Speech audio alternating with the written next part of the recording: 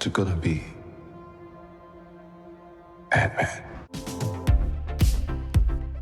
Hey, welcome back to Screen Crush. I'm Ryan Airy, and this is all of the Easter eggs, references, and little things that you might have missed in Ant-Man and the Wasp: Quantumania. Guys, I am going to talk about Kang, Loki, the Multiverse Saga, the ending of the movie, and how all of this sets up Avengers: The Kang Dynasty and Secret Wars. We've also already made an Indian Explained video, so check that out on the channel. But also, we are going to talk about this actual movie and whether or not it works and how it brings the story of Scott Lang full circle. So, let's get into these Easter eggs. First of all, the Marvel Studios intro has now been altered to include Shuri fist pumping from Wakanda Forever.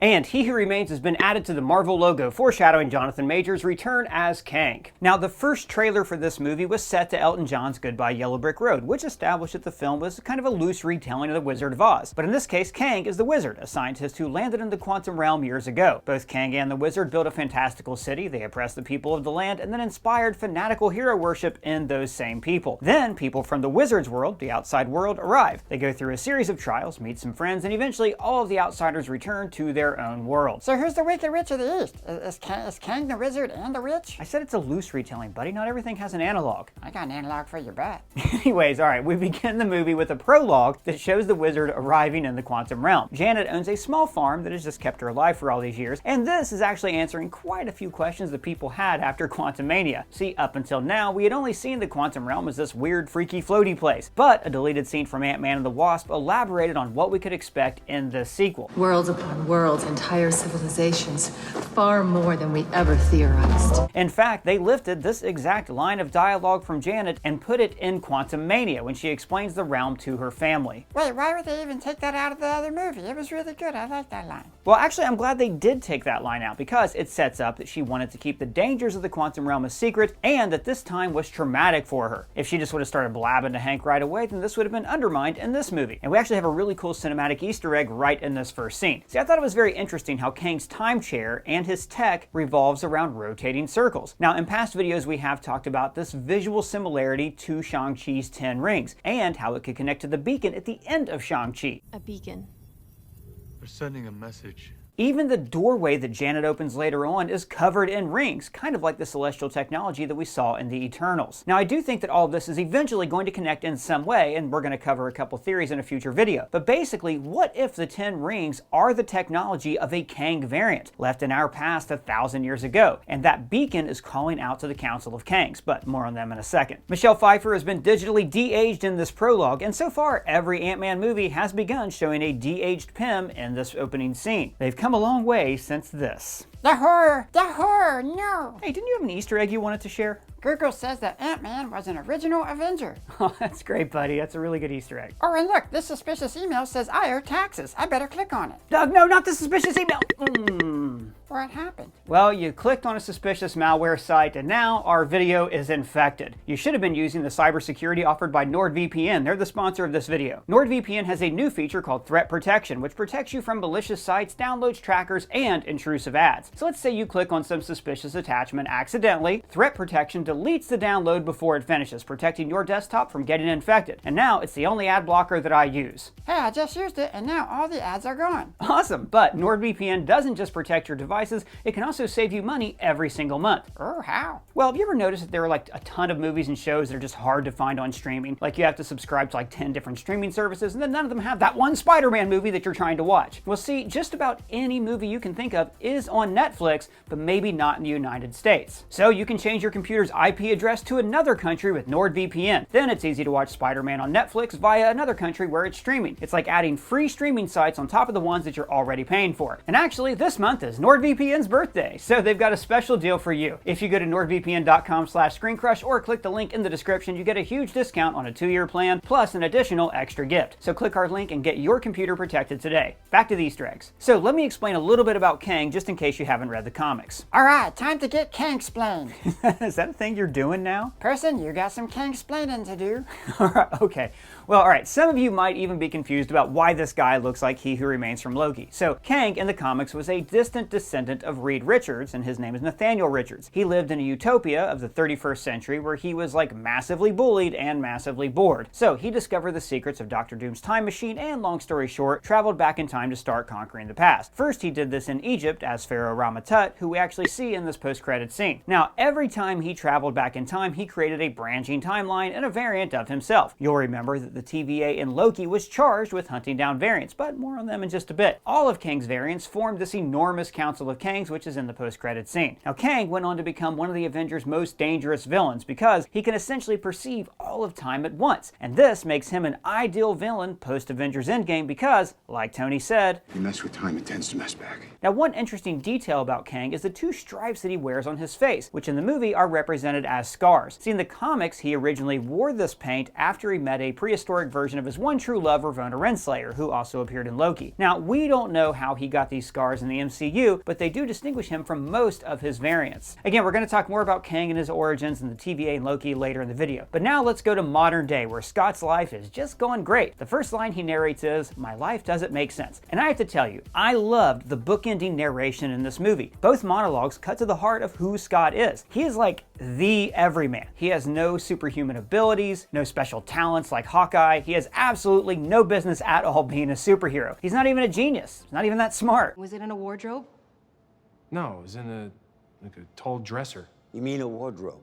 Is that what that's called? He's just like a super positive dad. He's his Paul Rudd. Exactly. And these monologues set all that up. And the ending monologue perfectly caps off this movie and his place in the Multiverse Saga, but I'll get into that a bit later. We open on the skyline of San Francisco, the setting of the other Ant-Man movies, and also Shang-Chi, just saying there are connections here. But instead of showing us the actual skyline, this is on the side of a bus, which could be a fun way to indicate that the movie is not going to be set in an actual city, but instead in a digitally created environment, the Quantum Realm. And the song playing in the opening and ending is called Welcome Back, and it was the theme song to a 1970 sitcom called Welcome Back, Kotter. The show was about a ne'er-do-well former student turned teacher who was put in charge of a group of unruly teens called the Sweat Hogs, including John Travolta. This is just like how Scott is a ne'er-do-well ex-con who now finds himself in a mentorship role with his daughter, Cassie. But beyond the meta meaning, the song is an easygoing, laid-back tune that welcomes the world back from the blip. Scott is back from the Quantum Realm, and he's settling into his everyday life. He mentions that he time traveled with Captain America, referencing of course the time heist in Avengers Endgame, and also it's cool that he only mentions Captain America when there were actually 8 other people involved, but he's always had the most hero worship for Steve Rogers. Wow, this is awesome. Captain America. And this leads into another Captain America Easter egg that we're going to talk about later. So the opening monologue shows just how far Scott has come along in the hero game. He went from this, I'm Ant-Man. Ant-Man? to this, Do you want to grab one with me? I'm Ant-Man.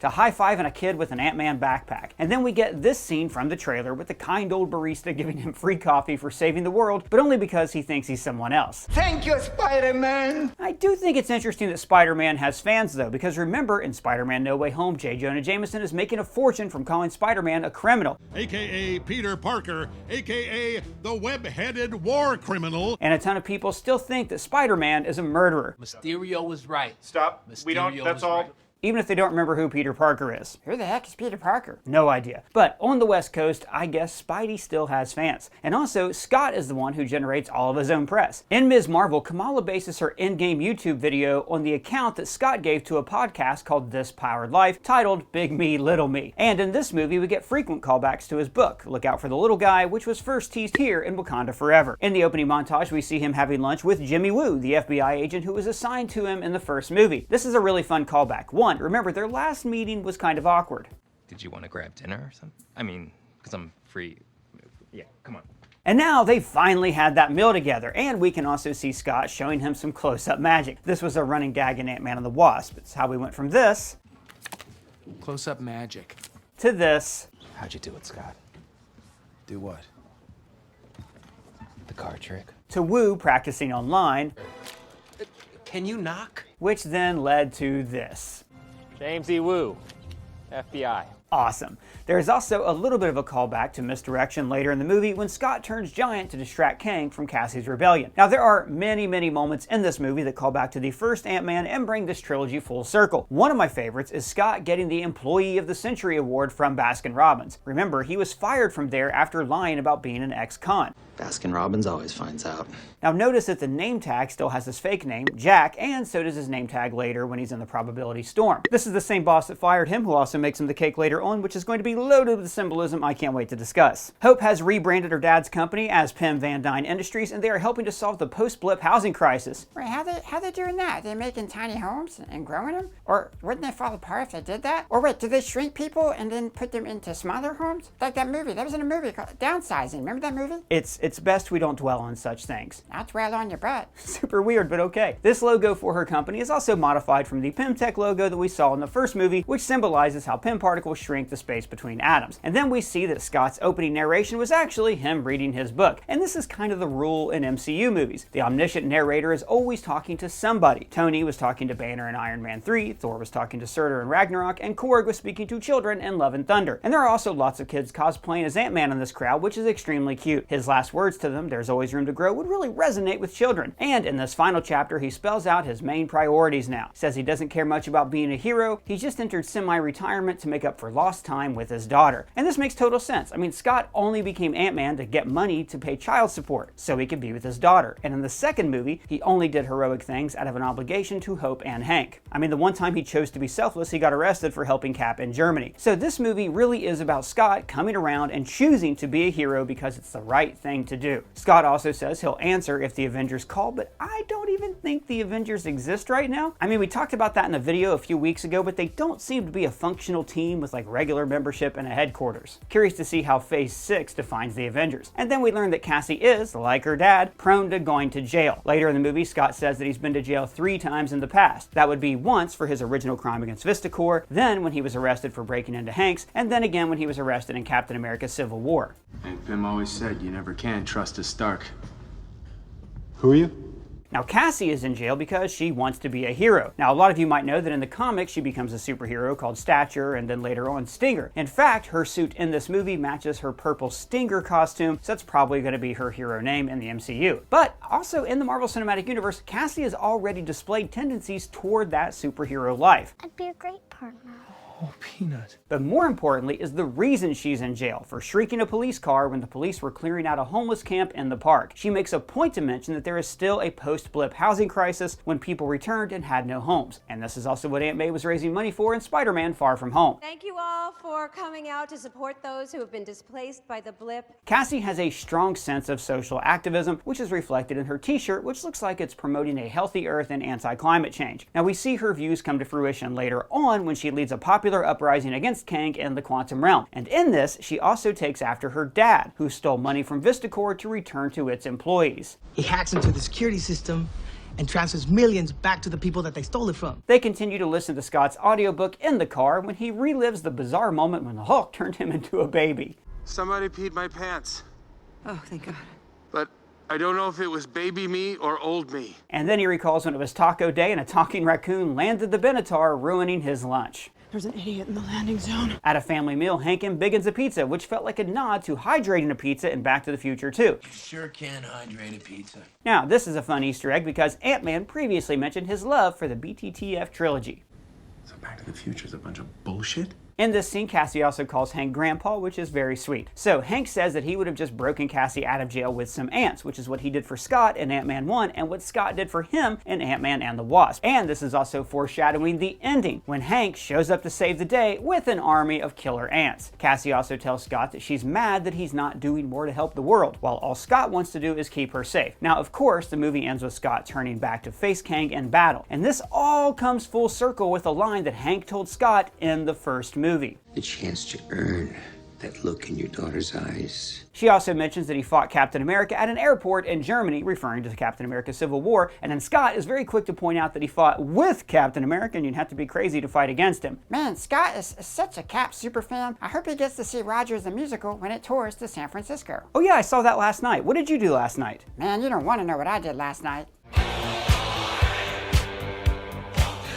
All right, and we also learned that Cassie has inherited some of Scott's brains. I thought you said he wasn't that smart. Well, he's no quantum physicist, but he does have an engineering degree. And Cassie studied Hank's old journals to build a quantum beacon to find Scott down in the quantum realm. So Janet freaks out because she knows that Kang will somehow find this signal. And later in the movie, we find out that it was actually Modoc, aka Darren Cross, who found this signal. Which, chef's kiss, works so well for so many reasons. Let me pause for a moment to tell you children the glory of Modoc. A lot of you probably at least have heard of Modoc before because he was the villain in the Avengers video game, and he has his own kick-ass series on Hulu. Are you binge-watching the Great British Bake Off in your helmet while we fight? No, I'm savoring the Great British Bake Off, making it last. In the comics, Modoc was a scientist named George Tarleton who worked for Advanced Idea Mechanics. That's the evil think tank that Killian created in Iron Man 3. Now in the comics though, they're a much bigger deal, and they fight Captain America, and they wear these giant bee suits. Not the bees!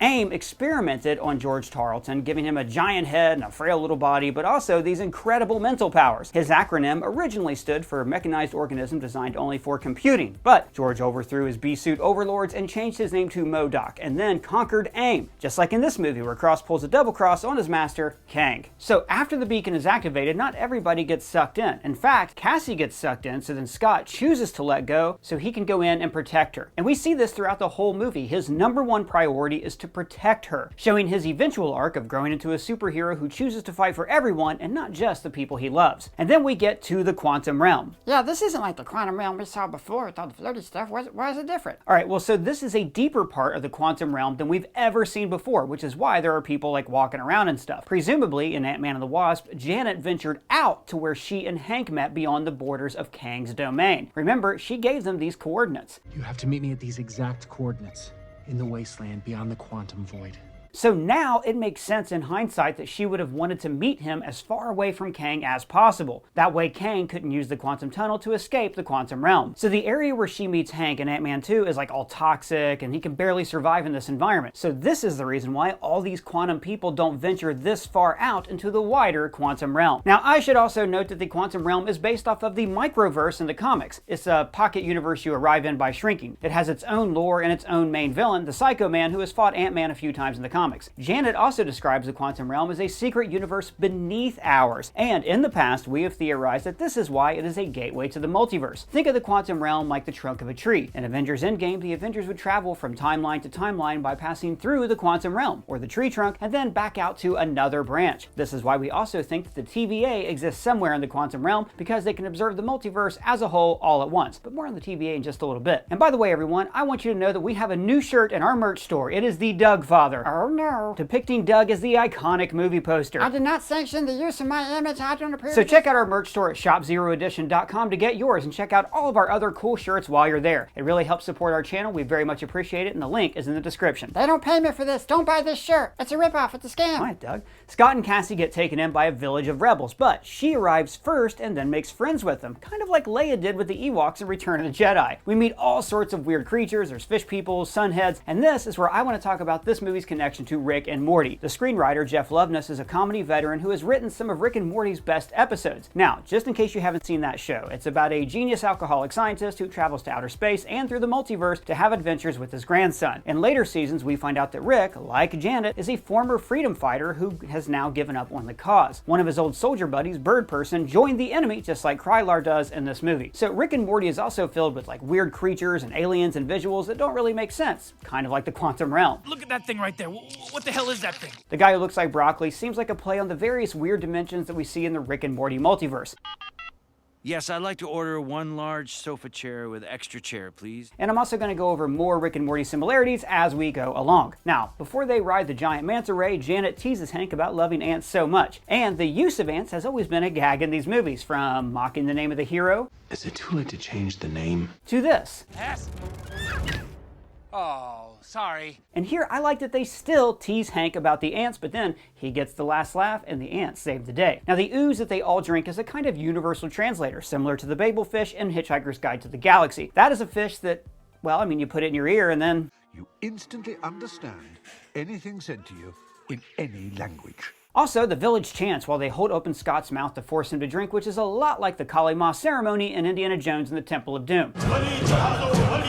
Hey, how come the ex-con guys weren't in this? Like Luis, I love that guy. Well, Doug, actually the guy who plays Kurt in the Ant-Man movies does voice Veb, the alien who wants holes. They also meet the great William Jackson Harper, who plays a telepath named Quaz. Now, he was great in this movie, but I was a little surprised that this was the role he was cast in for the MCU. He was being touted as a potential Reed Richards, and he's great in The Good Place. There have been literally 802 different versions of us, and how do I know that this version is the best version of myself? And I guess this band of rebels is the closest we're ever going to get to the Micronauts in the MCU. They're who what now? They're heroes in the microverse in the comic. It doesn't matter, they're not in the movie. It also does make sense though that Cassie would quickly bond with such weird looking creatures. I mean, look how she reacted to the deformed birthday present that Scott brought her when she was a kid. He's so ugly! I love him! And then Janet takes the fam to a weird alien bar that is under the control of Kang. Now, Kang's soldiers in the movie look an awful lot like his microbots from the comics. Now, when Janet opens the door, I did notice how it seems to work with these circular mechanisms. Now, this could be a coincidence, but these do look a lot like the Celestial tech that the Eternals used. So, stay with me on this. If the Celestials created the universe, then where did the Celestials come from? They could have come from the Quantum Realm, which is this weird multiversal cradle for all of creation. And then we get to the Bill Murray playing Krylar. Now, Krylar is from the comics. He's a character who lived in the microverse who appeared in Hulk issue number 156 all the way back in 1972. That issue features Hulk returning to a world in the microverse where he finds out that it's been conquered by an evil dictator, kind of like how Janet returns and finds Kang in control in this movie. Krylar is a servant of this evil dictator, and just like in the movie, he dies. Like right away. He's barely a character. It's totally weird he's in this movie. There's also a rebellion against this evil dictator, just like in the movie, and the rebellion was led by a woman named Jarella, similar to Jantora, the rebel leader in this film. Man, I loved how Loveness's script really embraced the total weirdness of the Quantum Realm. Like when Scott's surprised that their buildings are alive, Veb says, "Wait, yours are dead?" Or like how Krylar says, "Hank, I've heard about you and your aunts." Now that the fighting's done, Krylar has become an administrative figure, similar to former scoundrel Lando Calrissian becoming respectable and running Cloud City. And just like Lando, Krylar sells out the heroes to the bad guy. I had no choice. They arrived right before you did. I prefer to think of Krylar more as a Saruman. We must join with him, Gundam. Where's the lie? High five! In the ensuing fight against Kang's macrobots, Janet uses two pistols that look exactly like Star-Lord's weapons. And Krylar gets his comeuppance when he was eaten by one of the same adorable octopi that he ate moments earlier, in a scene creepier even than this one. Hank mentions that he had a brief affair with a woman named Linda, which could be a reference to Linda Carter. Wonder Woman! No, Linda Carter is the night nurse from the Marvel Comics. Like the night nurses from Jersey? Oh, sounds dirty. Now, what are we gonna do about this blood pressure of yours? No, but Little Big League's a really underrated movie. No, Linda Carter is a hero in the comics called the Night Nurse. She patches up heroes after their fights, kind of like Claire Temple does in the Netflix shows. Oh. The controls of the ship work by moving your two arms, very similar to the Titan ship that Tony and Peter flew in Infinity War. This is meant for one big guy, so we gotta move at the same time. Okay.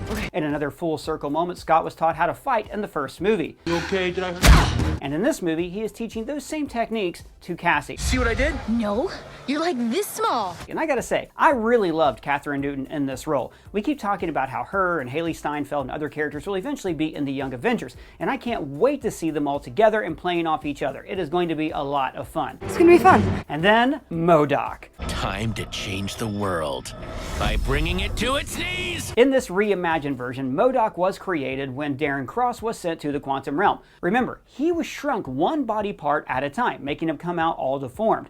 This happened when he was attacking Cassie, which she reminds us of when she says that she was attacked by a guy in a bee costume in her bedroom when she was a kid. Dad, a guy dressed like a bee tried to kill me in my room when I was 6. I've never had a normal life. Now, Cross was a bad guy, but trying to kill a 6-year-old was his ultimate act of villainy. So, again, things coming full circle, it's fitting that Cassie redeems him to the good side later on. It was also fitting that he was sent to the Quantum Realm because of Cassie, and then she is sent to the Quantum Realm because of him. And then Janet finally explains Kang's backstory. So, let me re-explain how all of this connects to one of the best, if not the best, MCU show, Loki. So, just in case you didn't see that show, you might be very, very confused by what happens in this film. Loki follows Loki's adventures after he stole the Tesseract in Avengers Endgame. Now, because that was something that Loki was not supposed to do, this created a branching timeline. So, he was arrested by these time cops called the Time Variance Authority. They were formed after a multiversal war broke out between timelines. After the war, a variant of Kang formed the TVA. All I have to do is manage the flow of time, and prevent any further branches. Hence, the TVA. So the TVA are in charge of maintaining a singular sacred timeline that will prevent any other variant of Kang from ever existing. If you think I'm evil, just wait till you meet my variants.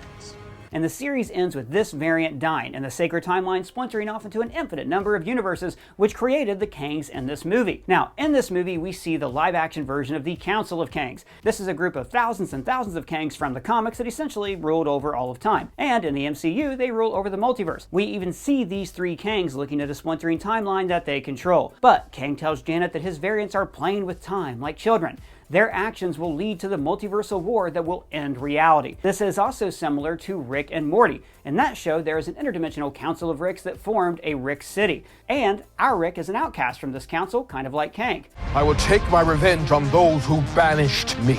And I will burn them out of time. Now, Loki did end with a tease that Kang is now in control of the TVA. And we do get a Loki teaser at the end of this movie, which we talked about in our Ending Explained video, and I'm going to elaborate on just a little bit later. But another neat connection to this movie and Loki is that Kang's tech is very similar to the devices that He Who Remains created for the TVA. They both have a propensity for circles. Kang's timeshare is a multiversal platform that can travel across timelines, just like the TVA's portal tech. And Kang also claims that he can rewrite time, which is essentially what the TVA does when they prune timelines. Kang also says that time is a cage trying to break you, which is how he described time in the excellent Kang miniseries comics. Thanks, Matt Singer, for that observation. So Kang went on a rampage, deleting timelines and wiping out trillions of lives, just like the TVA does when they prune timelines. When Janet calls him out on murdering untold numbers of people, he says, "I wish that mattered." Because, like he keeps saying, all the realities are going to end anyways, so nothing matters. Nobody exists on purpose. Nobody belongs anywhere. Everybody's gonna die. Come watch TV. Now, during this flashback, Janet tells Kang that she lied to her daughter in a scene that we saw in Ant-Man and the Wasp. Daddy and I have a last-minute business trip, so Rose is gonna stay with you for a few days. No, I don't want you to go. Now, like I mentioned earlier, much of Kang's tech is centered around rings and circles. The battery is housed in rings. His citadel even looks like the 10 Rings insignia. And I do think that 100% the 10 Rings, the bangle, and the light dimension from Ms. Marvel are all going to be connected to Kang the Conqueror. Specifically because in this movie, we see Kang demonstrate his ideal timeline, one that is circular and does not splinter, like the sacred timeline of He Who Remains, making it very likely that this version of Kang will go on to found his own TVA and form the sacred timeline. I also think that the alternate dimension from Shang-Chi and the Nor light dimension from Ms. Marvel are going to turn out to be part of the multiverse, which would mean that Kamala and Shang-Chi are special beings who are children of different universes being merged together. Why, just because they're all using rings? Well, remember how the energy of the rings was naturally orange, but then it became blue whenever Wenwu used it. We see this same thing in this movie. Kang's core glows orangish yellow, but when he starts to use the power, it turns blue. But we're going to cover all of that in way more detail in a separate video. So Janet touches the ship and, like Wanda touching Ultron's cradle,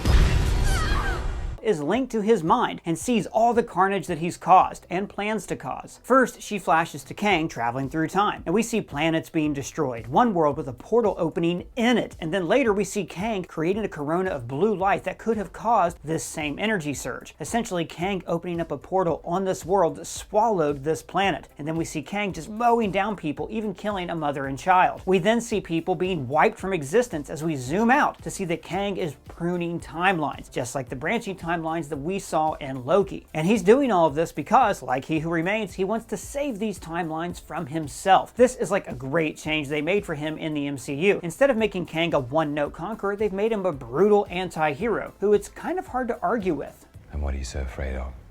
Me.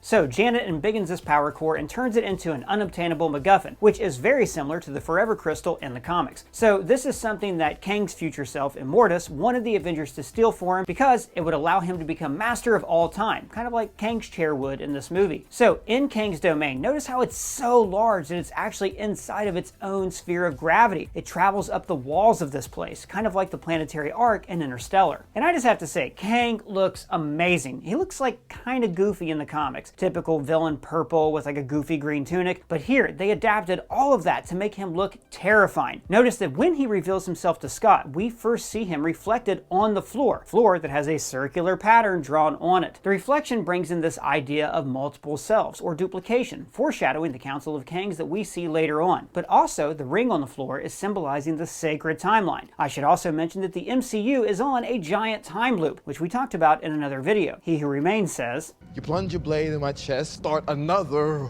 multiversal war, and I just end up right back here anyways. So this theme of circles can also represent this never-ending cycle of the multiversal war that the Avengers are going to have to break in Avengers Secret Wars. Nah, this whole thing is a circle, but not a real circle, more like a freaky circle. He even calls these universe-ending events incursions, which we learned about in Multiverse of Madness. You never told us the details of what had happened, only that you had inadvertently triggered an incursion. And incursions were the events that led up to the destruction of all realities in 2015 Secret Wars comics. Kang says, You're an Avenger.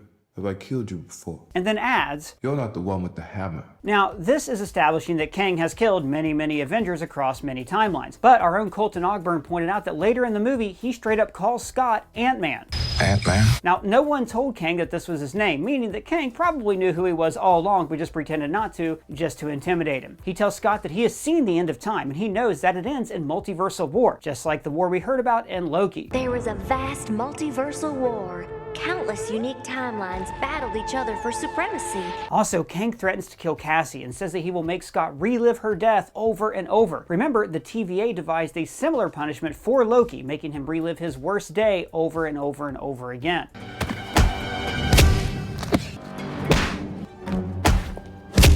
Please, no more.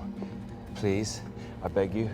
And also, the portals that Kang opens glow with orange energy, just like the time portals of the TVA. So, in another full circle moment, Scott has to pull off a heist, like in the first film. And this is where it gets weird. So when the core was expanded, everything that made it work expanded as well. And this created a probability storm around the orb. Yeah, what's this probability storm stuff? I don't really get that. It's silly to me. I'm just a dog. Alright, well, a device that can navigate the multiverse would do so by calculating different probabilities of an event occurring. So, like if you're looking for a reality where the chairs sit on people, then the device would calculate the probability of that universe existing, and then use that probability to navigate to that timeline. The probability storm means that Scott is split off into endless variations of himself, who could have made an infinite number of choices. Remember, this is how variant timelines are created. Times people like you veer off the path the timekeepers created. We call those variants. And then every one of these timelines can then make their own possible decisions, splintering off the timelines into more and more directions. And this is essentially what happens to the timelines at the end of Loki and how the Council of Kangs was created. And we also saw something similar in an episode of Rick and Morty. In A Wrinkle in Time, they continuously split off realities when they make different decisions. And eventually a TVA-like time cop has to come and straighten them out.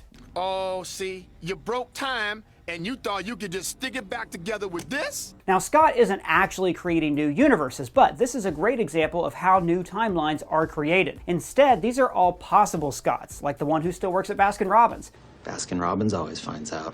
Darren compares this to the metaphor of Schrodinger's cat. So this is a mathematical thought experiment that says if a cat is fed poison and then sealed in a box and we can't see it, then the cat has an equal probability of being both alive or dead. In a sense, it is alive and dead at the same time. According to Schrodinger, if you open the box and confirm that the cat is dead, then in a sense, you've killed the cat. So the endless decisions and variants start to drown out Scott until he is saved by the people he loves. Just as he's getting Jon Snowed, Cassie's voice makes all of the Scotts focus. This is similar to how her voice brought him back from the quantum realm in the first movie. Cassie. So all the Scotts work together because, in any universe, saving Cassie is the one thing they can agree on. And when Janet saves him, all of their variations become one, because they are all certain of their love for one another. But Kang gets the battery, and then he calls Hope Jelly Bean, her mother's nickname for her. It's a condescending, evil-ass line, and it's great. And speaking of evil, what actually defeats Kang in this movie is his arrogance. He decides, kind of on a whim, to not honor his deal with Scott and to hand Cassie over. He tells Scott that she'd be better off without him. Yeah, I mean, if he just would have handed her over, he would have won. Why did he do that?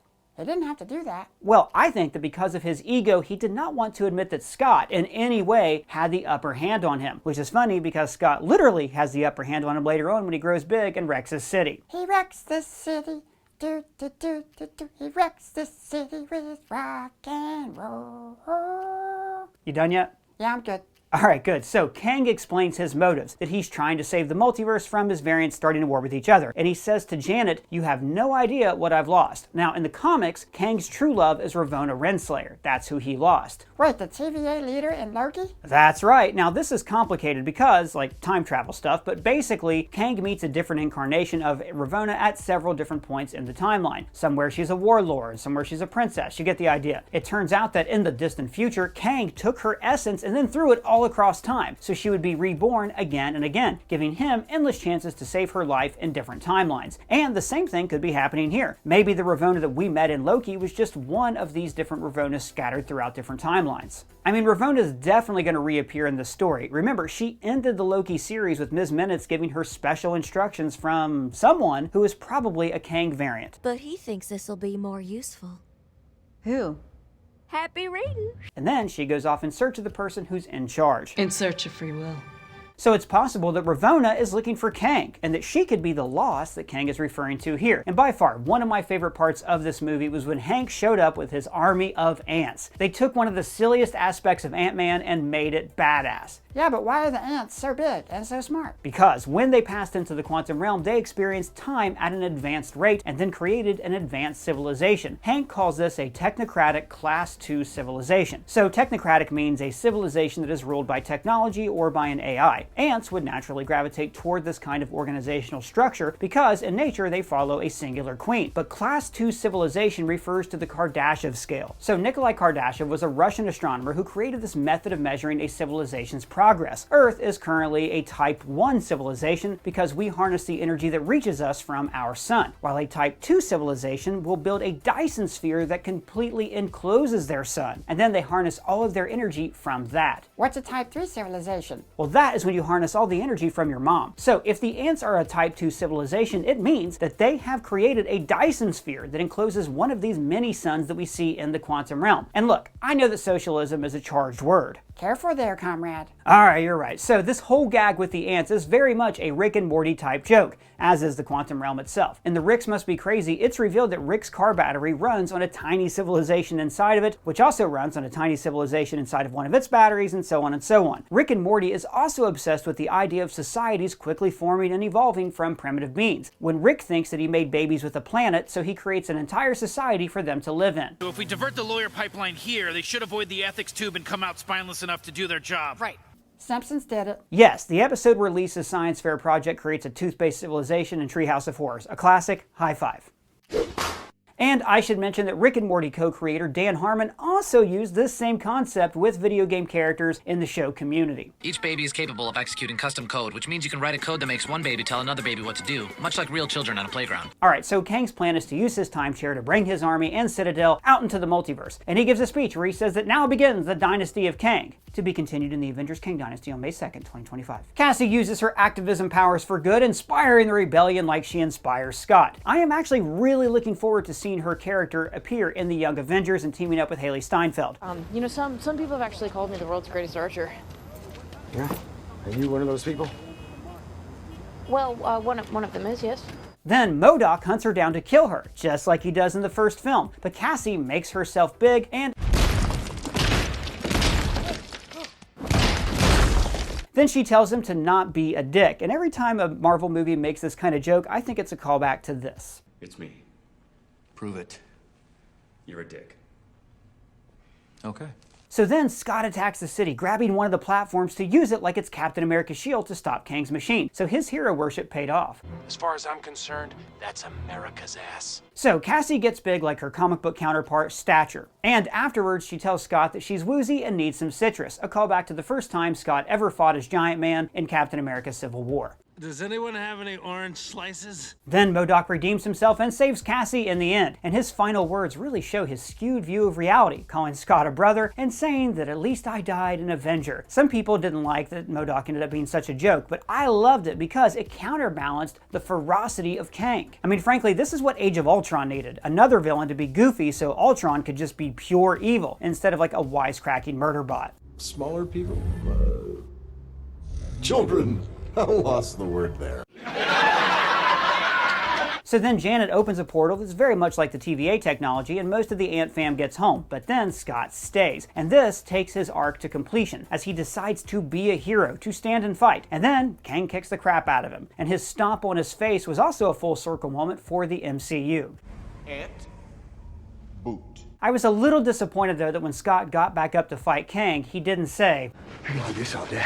Also, by the way, Scott begins the first Ant-Man movie by taking a punch before he leaves prison. And in this movie, he takes several punches to the face before leaving his prison of the quantum realm. Now look, I know that some people don't like that the MCU's next big bad was defeated by Ant-Man, but really, he wasn't. Scott went for mutually assured destruction here. He blasted the core with PIM particles, which made Kang shrink into it. At best, this is a draw. Kang is now inside a multiversal engine core that can access all points of time at once. My guess is that after this experience, he won't even need his time chair to travel the multiverse at will. So Scott and Hope are briefly trapped in the quantum realm before Cassie immediately rescues them. And actually, I kind of think that this was done in reshoots, because there were leaks that the movie was going to end with them stuck in the quantum realm and then Cassie trying to find a way to get them out. But maybe that was only in an earlier draft of the screenplay. Anyways, just like the Wizard of Oz, everybody gets home safely. But now, things have changed. Even though the ending song is set to the cheerful welcome back, the world isn't as perfect. The barista knows that Scott isn't Spider-Man, so he charges him $12 for a coffee. Scott has a realization that maybe he didn't save the day, and that maybe Kang was right, and that he just made everything way worse. And this was actually what completely sold me on the movie. It's when Scott realizes that Ant-Man